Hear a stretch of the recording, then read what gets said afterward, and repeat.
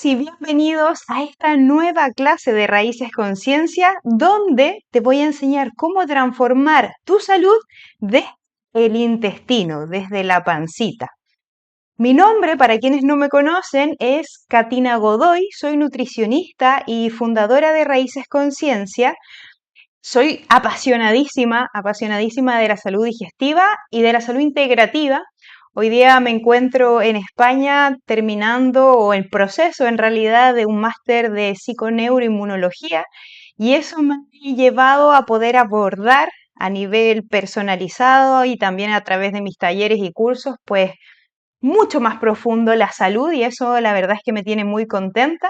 Al final de la clase, una de las cosas que van a recibir van a ser consejos prácticos de cómo sanar la salud digestiva y van a tener opciones, consejos prácticos que van a poder comenzar a generar ustedes desde hoy día mismo, o bueno, si quieren desde mañana, y otros van a poder tener en consideración para poder pedirles a sus profesionales de salud el servicio que precisan, lo que necesitan. ¿Para qué?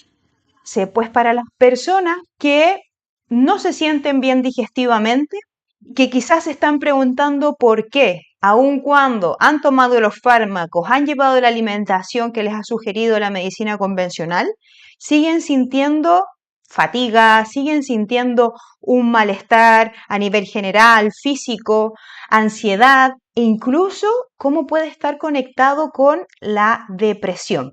Es por eso que en esta clase vamos a tratar temáticas importantes.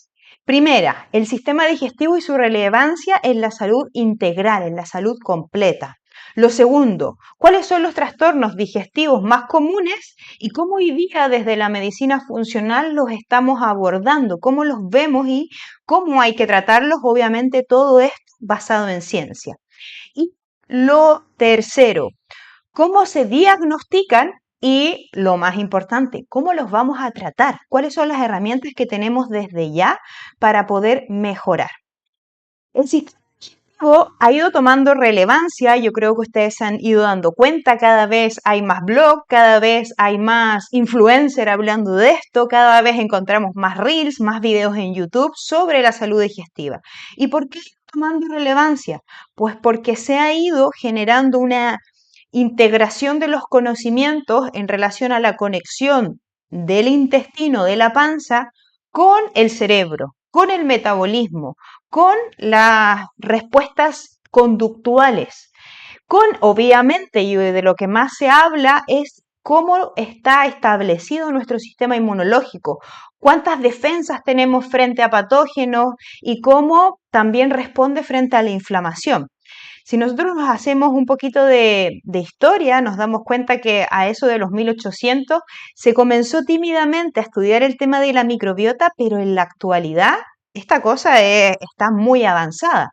Hay test genéticos de microbiota, es decir, te pueden decir el tipo de cepa que tienes a nivel intestinal, por ejemplo. E incluso se han estudiado algunas cepas en específicos, como algunos lactobacillus, algunos bifidobacter, que van a encontrar aquí al lado, que tienen efectos positivos a nivel de ánimo. Entonces ya podemos conseguir una cápsula con algunas cepas específicas que van a ir a influenciar, por ejemplo, en nuestro ánimo, en nuestros estados de ansiedad, en nuestros estados depresivos.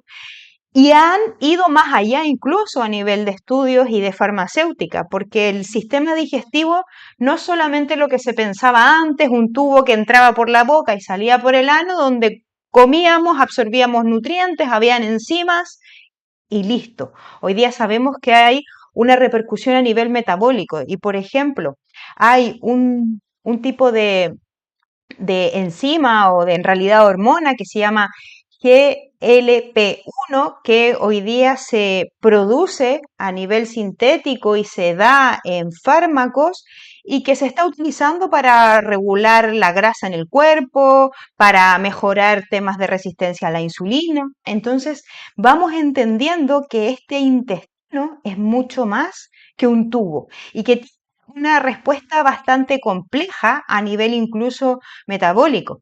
La imagen que yo les estoy mostrando aquí nos muestra el intestino, justamente en esta parte del intestino, y cómo, por ejemplo, lo que entra a nuestro intestino va a tener una respuesta a nivel de la microbiota y también a nivel del sistema inmunológico. Y cómo, por ejemplo, ciertos elementos como las prolaminas o el gluten, los ultraprocesados o elementos que el sistema inmunológico detecte como nocivos, vas a generar que el sistema inmune active una enzima llamada solulina, que de alguna manera es como una tijera que va a ir cortando las uniones del intestino para que el sistema inmune metafóricamente saque una mano hacia el intestino, hacia el lumen, hacia el tubo y pueda detectar y finalmente contrarrestar esto que pueda ser nocivo.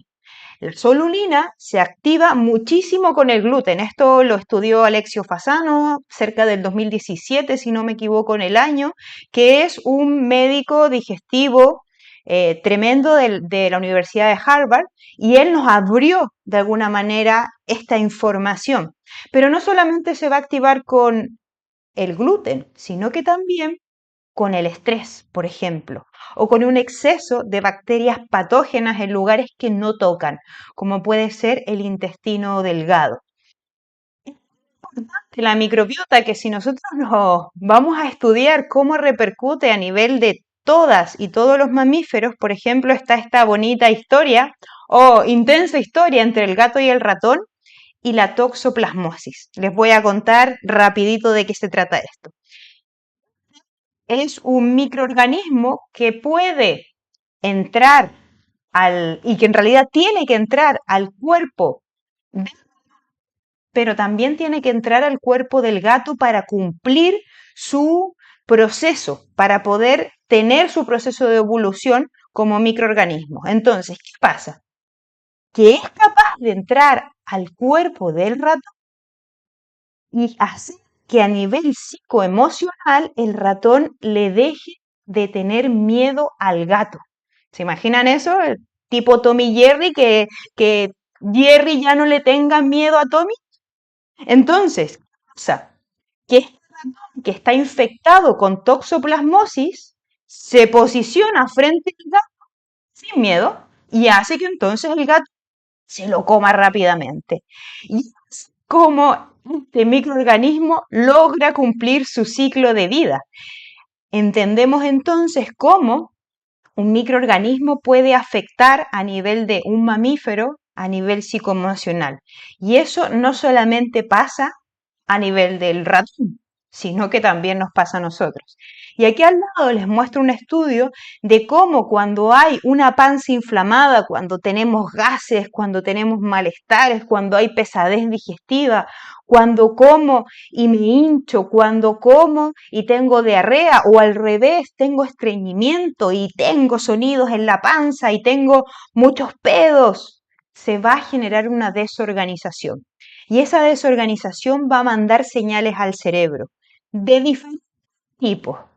Las mismas células del intestino mandan péptidos al cerebro. Por otro lado, las citoquinas del sistema inmune, que yo creo que por ahí sí que han leído muchísimo o han escuchado mucho que entre el 70 y el 80% del sistema inmune se aloja en la panza, porque es como esa señora chismosa que estaba en el barrio, que estaba por ahí y que todo lo necesita ver. Entonces el sistema inmunológico se posiciona en el lugar o la superficie más grande que tenemos del cuerpo, que es el intestino. Al posicionarse ahí y al responder frente a ultraprocesados, frente a exceso de transgénicos, frente a prolaminas, frente a bacterias que no deberían estar ahí o levaduras que están de una manera en que no deberían estar, va a generar citoquinas proinflamatorias y eso también logra llegar a nivel del cerebro. Por otro lado, las propias bacterias que le podríamos decir patógenas, que en realidad es que cuando están en exceso no nos hacen bien, estas bacterias también tienen algo en sus membranas que se llaman lipopolisacáridos. que también afectan a nivel cerebral, a nivel de ánimo, a nivel de conducta. Pero no nos quedamos solo ahí, porque esto es un sistema muy complejo. Y también hay producción de neurotransmisores que van a afectar indirectamente en los neurotransmisores de nuestro cerebro. Entonces, nuevamente, se ha estudiado muchísimo este eje microbiota, intestino, cerebro y cómo va a afectar entonces en nuestro comportamiento. Así entonces sabemos que la ansiedad, la depresión, el autismo, y ojo que los números de autismo epidemiológicamente está para arriba. Lo mismo sucede con las inflamaciones intestinales hoy día, van en alza. Entonces, ¿cómo todo esto va a afectar a nivel cerebral? Pero no nos quedamos ahí tampoco, porque también una inflamación en la panza, en el intestino, en el estómago, va a estar relacionado con obesidad, con problemas cardiovasculares, con esclerosis múltiple y obviamente con enfermedades autoinmunológicas agregadas a las ya comentadas. Entonces, la pregunta es, ¿cómo vas a tener una vida emocional y física saludable si tienes una salud digestiva que no anda bien, que cada día va a peor?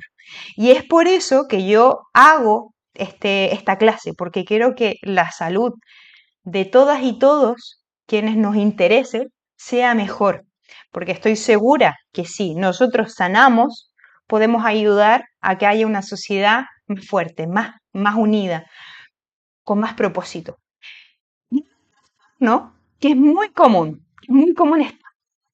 Bueno, yo personalmente lo viví de pequeña, me pusieron esa etiqueta muchísimo. Alguna vez quienes me han seguido quizás por el canal de Raíces Conciencia y escucharon en algún momento algo de mi historia, yo siempre comento que desde muy pequeñita yo recuerdo unos dolores digestivos horribles que me hacían terminar el día apretadita, que no me hacían sentir muy bien. Y siempre me pusieron o me dijeron, no, lo tuyo es síndrome de colon irritable. Irritable. He tenido muchas asesoradas y asesorados que les han dicho millones de veces, lo de usted es de la cabeza. Tome fármacos para el estado de ánimo u otro psicofármaco que le ayude, pero lo de usted es de aquí, lo está inventando. Cuéntenme en comentarios si es que les ha pasado eso alguna vez, que le hayan dicho que usted está inventando su dolor, su molestia. Bueno, el síndrome de colon irritable básicamente es una serie de síntomas que no se les encuentra una causa. Cuando ustedes escuchen la palabra síndrome en la medicina es que no están teniendo mucha idea del origen y hay una serie de síntomas que se asocia y se puede de alguna manera encuadrar en un síndrome. Síndrome de colon irritable, dolor abdominal, hinchazón, diarrea o estreñimiento. Esos suelen ser los síntomas más claves, más clásicos. Y hoy día sabemos, bueno, no hoy día, que ya llevamos algunos años, hace 4 años tenemos la certeza que más del 80% de esos síndromes de colon irritable en realidad son sobrecrecimientos de algún microorganismo intestino delgado. Es decir, estas personas que comen y a las 2 horas se comienzan a sentir mal y a la siguiente comida vuelven a comer y a las 2 horas vuelven o menos de las 2 horas, vuelven a sentirse muy mal y terminan el día pésimo, y es que hay ahí algo que está pasando fisiopatológicamente. Y eso es muy interesante, porque eso quiere decir que tú no te lo estás inventando y que podemos hacer algo para solucionarlo.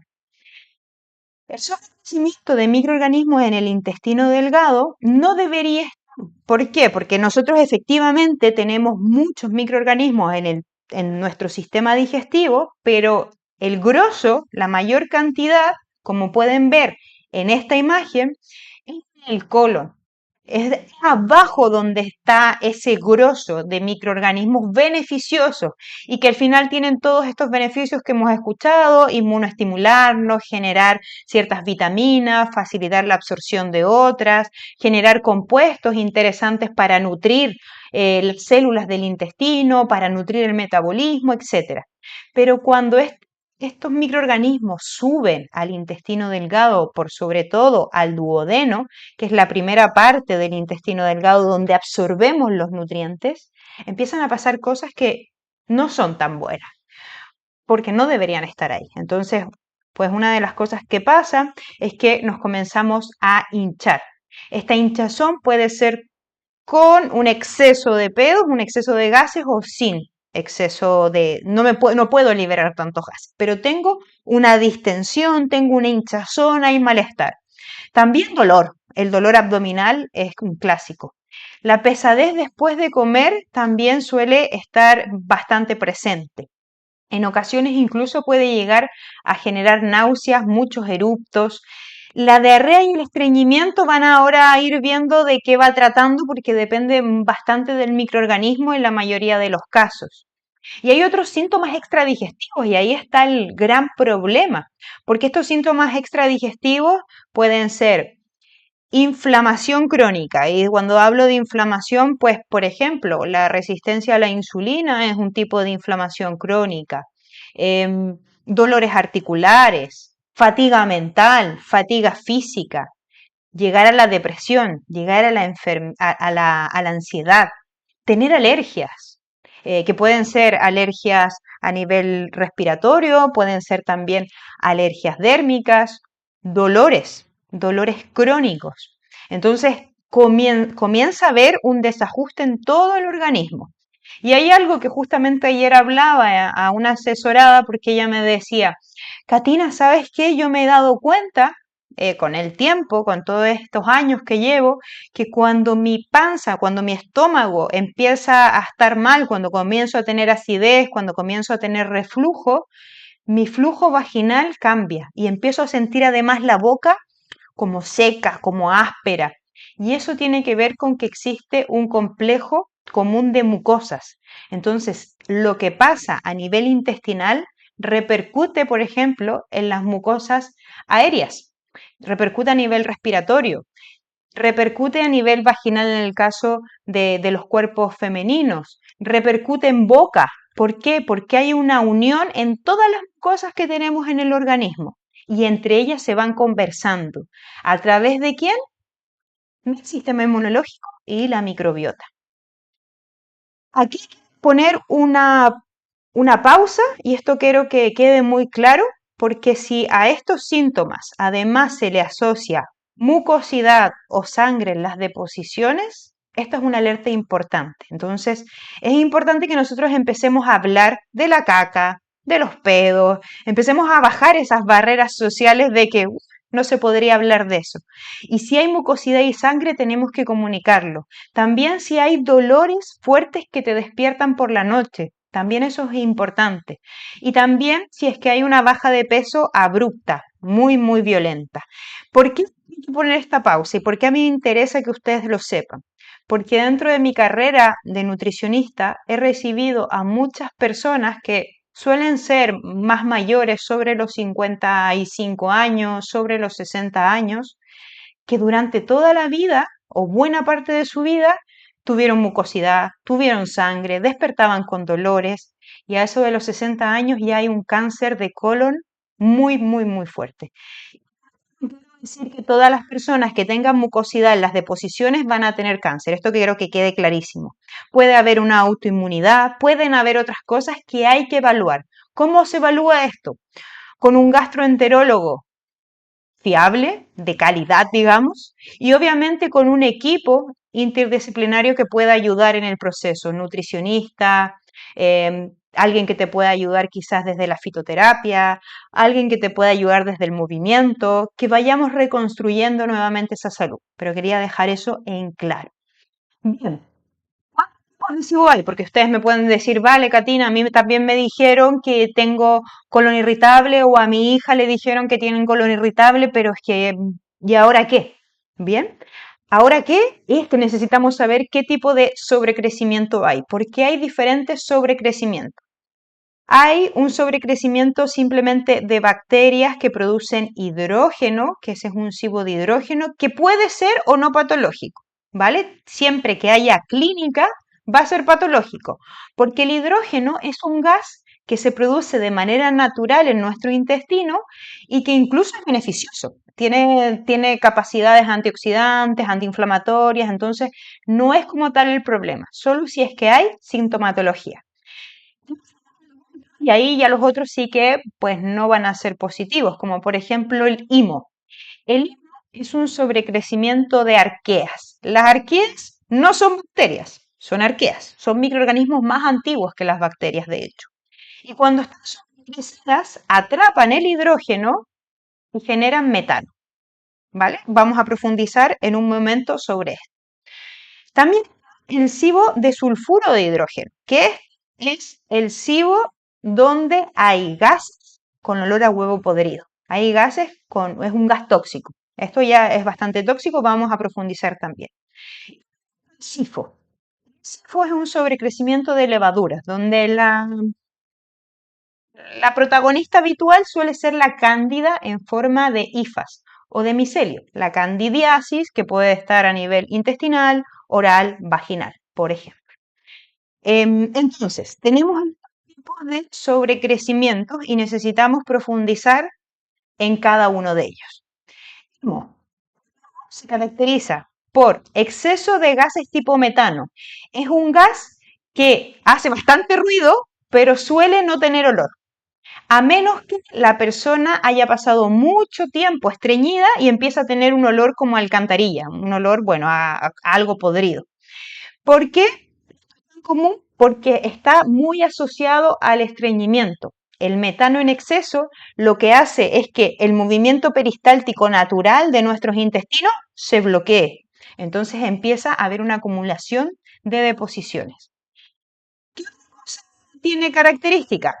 Pues que puede estar también asociado a algo de sangrado dental y es también alguna desorganización metabólica. También está bastante asociado a un sobrepeso, a resistencia a la insulina, a exceso de grasa. Bien, forma de diagnosticar a nivel de laboratorio, solemos, personas que estamos capacitadas o que llevamos tiempo tratando el tema digestivo, solemos percatarlo en clínicas, digamos, podemos hacer una buena anamnesis, entender cuáles son los síntomas y signos que tienes, entender un poco tu historia y ya con eso vamos a saber que hay un sobrecrecimiento de arqueas. Pero también existe el test y este se llama test de aire expirado, donde habitualmente te dan un tipo de fibra, yo la que más sugiero es la lactulosa y te hacen soplar cada cierto tiempo. Entonces, al soplar, van detectando qué gases hay. Empieza a subir el hidrógeno. Habitualmente, si hay demasiado hidrógeno y hay clínica, entendemos entonces que hay un cibo de hidrógeno. Puede haber mucho hidrógeno y no haber clínica, y hay mucha gente que anda por ahí con exceso de hidrógeno sin clínica y nunca se enteró. Y ese no es un problema, porque como les decía al inicio, el hidrógeno es un gas que puede tener efectos beneficiosos, que es natural, es normal en nuestra microbiota. El punto es que cuando hay exceso de arqueas, el hidrógeno que se genera es consumido por las arqueas y se produce metano. Entonces empieza a subir el hidrógeno y al ratito comenzamos a tener un pico de metano. Y es ahí donde se podría diagnosticar con este test de aire expirado el sobrecrecimiento de arqueas. Segundo, SIBO o segundo sobrecrecimiento sería el SIBO de sulfuro de hidrógeno. Y yo les comenté recién, este gas sí que es tóxico, es hediondo y está asociado más a diarreas, a deposiciones pastosas, porque irrita la pared digestiva. De hecho, muchas personas que presentan esto también comentan, es como si tuviera fuego en el intestino, es como si tuviera algo que me arde. Entonces, ¿puede alternarse con estreñimiento? Sí, se puede alternar diarrea y estreñimiento, pero está más asociado a estas deposiciones diarreicas pastosas. que sí se siente, digamos, al olfato. Tiene olor a huevo podrido, tiene olor a azufre. Para quienes han ido alguna vez, por ejemplo, yo recuerdo muchas tierras en el norte de Chile, en Mamiña, que tienen ciertas propiedades medicinales que son de azufre, pues huele muy parecido a eso. Está muy asociado al mal aliento y a eruptos con olores fuertes. Aquí la gingivitis sí que está muy presente. Hay mucha inflamación de encías, hay mucho sangrado, hay mucho dolor abdominal y hay bastantes trastornos extradigestivos también.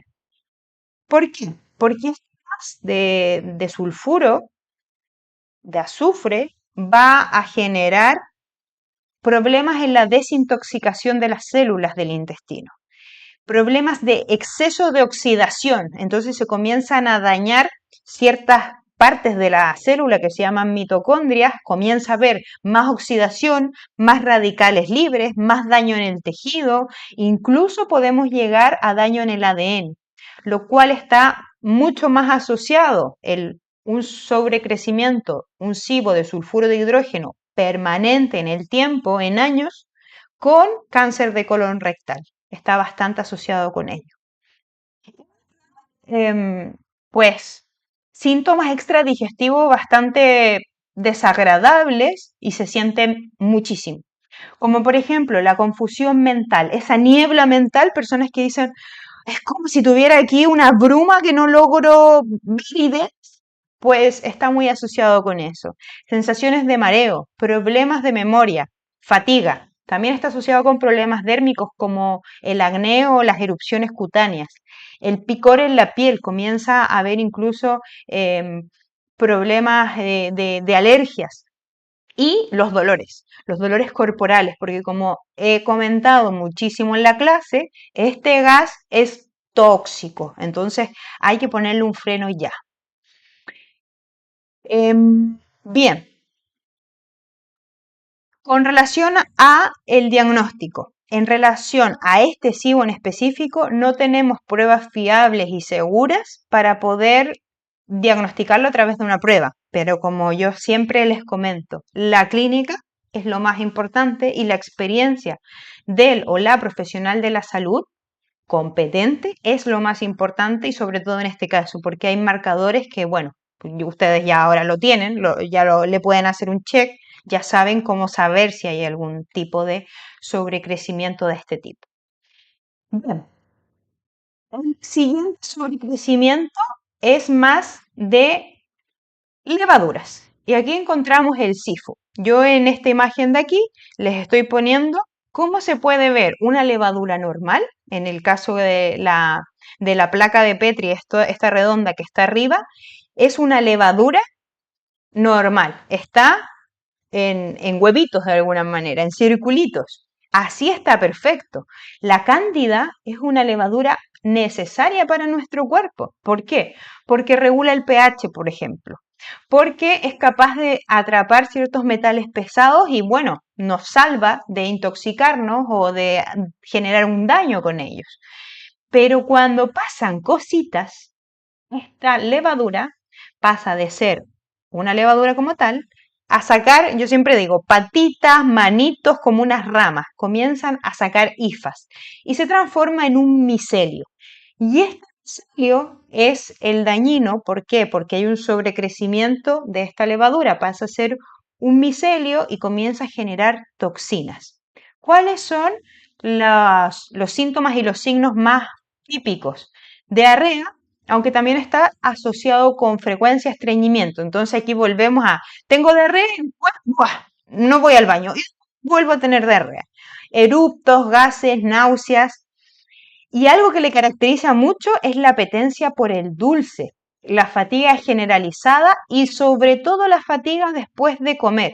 Incluso una sensación de emborrachamiento, una sensación de, como que me hubiese tomado un trago, pero no me he tomado ningún trago.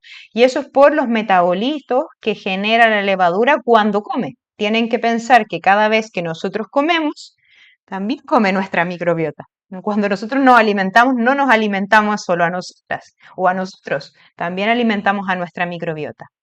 Está muy relacionado con dolores articulares, dolores de cabeza, irritabilidad e insomnio, y con algunas alergias o respuestas histaminérgicas. Esto que tengo un rash cutáneo, por ejemplo, se me pone alguna parte de la piel con rojo, o bien tengo urticaria, también está relacionado con la urticaria porque finalmente produce más histamina. Y está bastante, es bastante frecuente ver, por ejemplo, una mujer que tiene exceso de cándida en el intestino y que también tiene un exceso de cándida a nivel vulvovaginal o a nivel orofaringio, en el caso de hombres o mujeres, e incluso a nivel de hongos cutáneos. Por eso, siempre partimos sanando el intestino, porque está muy relacionado con todos estos trastornos extradigestivos. ¿Y cómo diagnosticarlo? Pues aquí la clínica también toma mucho valor, es decir, el ojo del profesional que te está asesorando es súper importante porque se pueden hacer muchos muestreos a nivel del intestino y después llevarlo a través de una endoscopía y después observarlo, pero no es tan fácil este examen. Y lo otro es que hay ciertos metabolitos o anticuerpos que pueden generarse, pero son de manera muy secundaria. Muchas veces en algunos países no se realizan estos exámenes. Entonces, aquí nuevamente lo que les digo la mayoría del tiempo, asesórense por alguien que les pueda hacer un buen proceso diagnóstico, digamos. Bien, y vamos a la parte más importante, o bueno, la segunda parte más importante, porque una cosa es saber lo que tenemos y ahora es importante qué hacemos, o sea, cómo gestionamos esto, porque no está todo en la cabeza, porque hay que hacer cosas. Entonces, les voy a dar dos caminos que tienen que ser, pues los dos se tienen que realizar, ¿vale? Pero el primer camino es un camino que tú puedes empezar a hacer hoy día mismo y es lo que puedes comenzar a hacer ya. Y lo segundo es lo que tienes que esperar de un tratamiento de tu especialista, que es lo que tú tienes que decir, ok, me hizo esto, me hizo esto, me hizo esto, bien, confío, vamos con todo. Si no, ¿para qué? Como dicen por ahí. Bien, lo primero que puedes empezar a hacer ya es una alimentación evolutiva. ¿Qué quiere decir esto? Darle a tu intestino, darle a tu sistema inmunológico y darle a tu microbiota lo que ha recibido durante el proceso evolutivo. Recuerden que las legumbres, los granos, los cereales no llevan más de 10.000 millones de años, perdón, son los ultraprocesados. Los ultraprocesados no llevan más de 10.000 millones de años junto con los cereales. Todo esto lleva muy poco tiempo a nivel evolutivo, por lo cual esos alimentos no deberían estar frecuentemente. Sí, las frutas, las verduras, los alimentos grasos y proteínas de calidad. Eso debería estar con frecuencia. Sobre todo los pescados azules, los huevos de gallinas libres, los vegetales, las setas, las frutas, los brotes, todo esto sí, tiene que estar. Ahora, ¿qué hay que ponerle ojo o qué hay que quitar? Obviamente los ultraprocesados. Si tú te sigues alimentando con ultraprocesados, le vas a seguir dando el input, la información perfecta para que esa microbiota se siga desregulando, para que el sistema inmunológico siga desconociendo porque no sabe qué es eso, sabe que es algo raro, algo que no corresponde, pero bueno, lo voy a atacar, voy a inflamar. Y ahí es donde se empieza a desregular también esto, además de todos los efectos que tiene de aumentar la ansiedad, entonces tú empiezas a comer cada 2 horas, cada 3 horas, hay que una picadita por aquí, que otra cosita por allá, y finalmente no permites un proceso de limpieza. Entonces, alimentación evolutiva basada en proteína y grasa de calidad, lo que hemos comido siempre, verduras, setas y frutas. Lo siguiente es la hidratación correcta. ¿Por qué es tan importante? Y a veces se olvida. Primero que nada, la hidratación o el agua es la base de la saliva. Eso lo entendemos porque la sentimos en boca. La saliva es la primera fuente de enzimas interna de nuestro cuerpo para poder digerir los alimentos. Si nosotros no pasamos bien un alimento por boca, para abajo cuesta muchísimo, porque no son las mismas enzimas. Esto es un proceso coherente, entonces pasa por una etapa, pasa por la siguiente etapa y seguimos a la siguiente. Si la primera falla, ya la siguiente es y seguimos así. Error, ¿vale? Entonces, masticar bien, hidratarnos bien. El agua también es la base del ácido clorhídrico del estómago y del páncreas exocrino, es decir, de todo el proceso digestivo. Importante en relación a la hidratación coherente. Si tú ya estás con problemas digestivos, evita beber líquidos con la comida, porque además vas a diluir esas enzimas. Entonces, hidrátate bien, pero lejos de las comidas. Media hora, una hora antes, una hora y media, 2 horas después. Si tienes y sientes pesadez, si sientes que tu sistema digestivo va lento, demórate un poquito más en volver a beber agua. Y bebe el agua necesaria. ¿Cuánto es el agua necesaria? Aquí saquen lápiz y papel. Multipliquen a nivel general, multipliquen su peso por 30 y ahí van a tener la cantidad de ml que tienen que tomar al día aproximadamente. Esa es una manera muy fácil, cualquier persona lo puede hacer y podemos empezar a hidratarnos bien desde ya.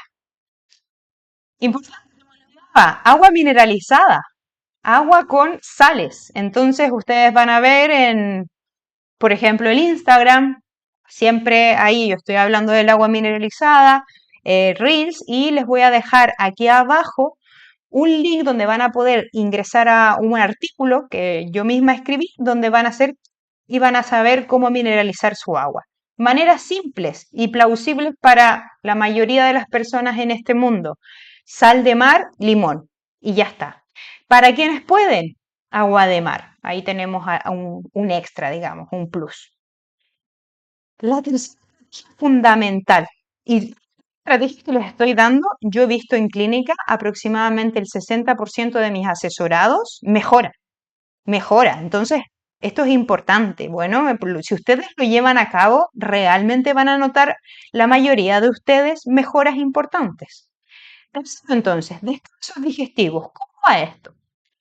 Primero, ser coherentes con nuestro proceso evolutivo y nuestra cronobiología o crononutrición, es decir, humanos siempre. ¿Cuándo hemos encontrado alimento? De día. Siempre hemos comido mientras que hay luz de día. Entonces, lo básico es que se va la luz del día y como decía mi abuela, se cierra el boliche, es decir, dejamos de comer. Comienza la luz del día, espero a tener hambre y como alimentos evolutivos. Lo otro, en la medida de lo posible y a medida que tú te vayas acostumbrando, hay que esperar al menos 4 horas en que yo termino una comida y comienzo la siguiente. ¿Por qué? Porque en esas 4 horas se va a activar en tu cuerpo algo que se llama complejo motor migratorio, que dentro de muchas cosas que pasan, es que funciona como una barrendera importante, como estas máquinas que pasan por las calles limpiándose, igualito pasa en nuestro sistema digestivo. Entonces, contexto, comemos, desayunamos de día. Pasan estas 4 horas y a eso de las 2 horas aproximadamente comienza nuestro proceso de limpieza. Se genera un poquito de ácido clorhídrico, un poquito de enzimas y eso va limpiando los residuos que podrían haber quedado de nuestro desayuno. ¿Por qué esto es importante? Porque si tú a las 2 horas vienes y picas algo, vienes y comes algo o haces esta estrategia de como 3 comidas al día más 2 colaciones, que a mí también me la enseñaron en el pregrado, yo también lo vi, pero es una gran falacia, porque tú cuando haces eso, bloqueas el complejo motor migratorio y eso hace que finalmente no puedas generar un proceso de limpieza y las bacterias, arqueas, levaduras que están a nivel de intestino grueso digan, ¡buah! Allá arriba quedan remanentes de alimento. Subamos y comamos todo eso. Y ahí es donde empiezan a crecer donde no corresponden, por ejemplo. Entonces, palabras simples. Comer de día, ayunar de noche. Normal que un niño o una niña tenga 12 horas de ayuno, por ejemplo, porque deja de comer a las 7 de la tarde, aprox, y luego despierta, juega un poco seguramente y te pide comida. tipo 7, 8 de la mañana. Pasó 12 horas de ayuno y no tuvo ningún problema. Lo mismo pasa en los humanos. No se trata siempre de, ay, vamos a hacer 24 horas. Sí, que hay estudios que hablan de cómo mejora a nivel inmunológico, cómo hay una recuperación intestinal completa, pero no tenemos por qué pasar a ese extremo desde de buenas a primeras. Tenemos que vivir un proceso. Me hacen la pregunta siempre y la prefiero contestar desde ya. ¿Qué pasa si yo estoy acostumbrada a comer cada 2 horas? Yo no aguanto 4 horas sin comer. ¿Qué hago? Pues parte, primero que nada, integrando solo alimentos evolutivos. Eso va a regular tu sensación de hambre y de saciedad. Y si te da hambre entre medio, alimentos evolutivos, idealmente más cargados a los que tienen proteínas y grasas de calidad que a las frutas, por ejemplo, porque eso te va a permitir ir regulando más rápido tu eje de hambre y saciedad. Bien, ¿cuáles son ahora las estrategias que hay que pedirles a un profesional de la salud? Y esto es súper importante porque cuando vamos a un médico, a una nutricionista, a cualquier profesional de la salud y no realiza un buen proceso, partimos mal, ¿vale? Y nos desregula porque nos da información que no es tan certera. Es como meternos a Google, que hay tanta información y tanto que nos altera nuestra tranquilidad y al final tenemos un parálisis por análisis. Es decir, hay tanta información, analizamos tanto que no podemos tomar decisiones. ¿Qué vamos a hacer como primera estrategia importante? Estudiar tu contexto físico, psicoemocional o psicosocial actual. Es decir, ¿cómo te sientes ahora? ¿Cuáles son tus condiciones culturales, sociales, actuales? Vale. Después de eso, ¿cómo está tu biología ahora? Y todavía ni siquiera hablo de exámenes complementarios. Estamos hablando de hacer las preguntas correctas. Y luego, ¿cómo ha sido la historia de tu proceso? ¿Cuánto tiempo lleva? ¿Cuándo empeoró? ¿Con qué ha mejorado? Son cosas que son fundamentales y que tú también puedes empezar a identificar. Desde ahí, desde localizar la causa, vamos a poder tratarla. Entonces, luego de eso, tomamos medidas y tomamos tratamientos. Y ahí recién, si es que la persona no tiene ningún examen y a nosotros no es importante revisar a algún perfil, pues mandamos a hacer algún examen, si es que es necesario. Probablemente si hay temas digestivos y hay fatiga y todo eso, lo vayamos a hacer. Pero con toda esta información previa, no sirve de nada tener un montón de exámenes, ver a una persona en 10 minutos, en 15 minutos y mandarle un tratamiento tipo, un protocolo. Y aquí en el tema de salud digestiva hay mucho, mucho protocolo, que seguramente también está en Google, seguramente. Entonces, cuando vamos a hacer, ya identificamos la causa y vamos a actuar. Hay ciertas cosas que tenemos que realizar. Aunque la causa sea A, B o C, hay que pasar por un proceso de limpieza porque si finalmente hay un sobrecrecimiento de microorganismos. En este proceso de limpieza tenemos ciertas consideraciones y necesitamos llevar una alimentación coherente con el origen de la persona. Puede ser una alimentación evolutiva, como las que les hablé recién. Puede ser una alimentación reducida en compuestos fermentables o baja en FODMAPs, que está muy de moda, pero esta tiene que ser personalizada. Porque no a todo el mundo le cae mal el aguacate o la palta, porque no todo el mundo tiene que dejar los champiñones o las setas, porque no siempre caen mal. Entonces, vamos a hacer una alimentación personalizada y coherente con aquella persona. Sobre todo cuando hablamos de un SIFO, de un sobrecrecimiento de levaduras, vamos a realizar una alimentación baja en carbohidratos, con la suficiente proteína, la suficiente grasa para que ese cuerpo esté fuerte, pero ahí sí que es interesante bajar carbohidratos. ¿Por qué? Porque a la cándida o a otras levaduras les encanta el carbohidrato, el azúcar, entonces sí que es preferible reducir. En la fase de limpieza, tienen que haber más elementos, porque solo con la dieta no vas a sanar como tal, sobre todo cuando hay un sobrecrecimiento establecido. Entonces, si tú realizas esto 2 semanas, 10 días, lo que te conté al inicio. Alimentación evolutiva, hidratación, descansos digestivos. Y sigue habiendo síntomas, es mejor que vayas a un profesional de la salud competente. Y ahí sí que integramos algún herbáceo específico para controlar aquel microorganismo. Hay algunos que nos sirven más para cándidas, hay otros que nos sirven más para algunas alqueas, hay otros que nos sirven más para bacterias reductoras de azufre, podemos hacer combinaciones y algunos elementos que ayudan a reducir los biofilms, que de esto todavía no les he hablado y les voy a dar una idea rápida ahora. El biofilm, yo siempre lo explico así de manera simple, es una especie metafóricamente de alusaplex que ocupan los microorganismos para protegerse. Entonces, tú puedes dar un montón de antibióticos, incluso sintéticos, y no se termina de reducir o de modular o controlar los microorganismos porque están protegidos. Esto también pasa cuando hay un exceso de parásitos. También sucede. Bien, luego viene una fase, y tú tienes que exigir también esto, una fase de recuperación de mucosas. Les hablaba al inicio de la clase, hay un sistema que es un complejo que une todas las mucosas. Después de una limpieza necesitamos reparar.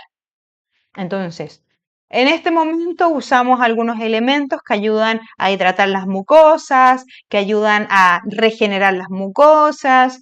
Usamos probióticos específicos que a la persona no le generen, por ejemplo, histaminosis, que le ayuden a su causa. Y esto también es importante que sea un probiótico con sentido, porque con un probiótico puedes cargarte la piel de una persona si no lo sabes dar, por ejemplo. O sea, puedes generar más histamina, por ejemplo.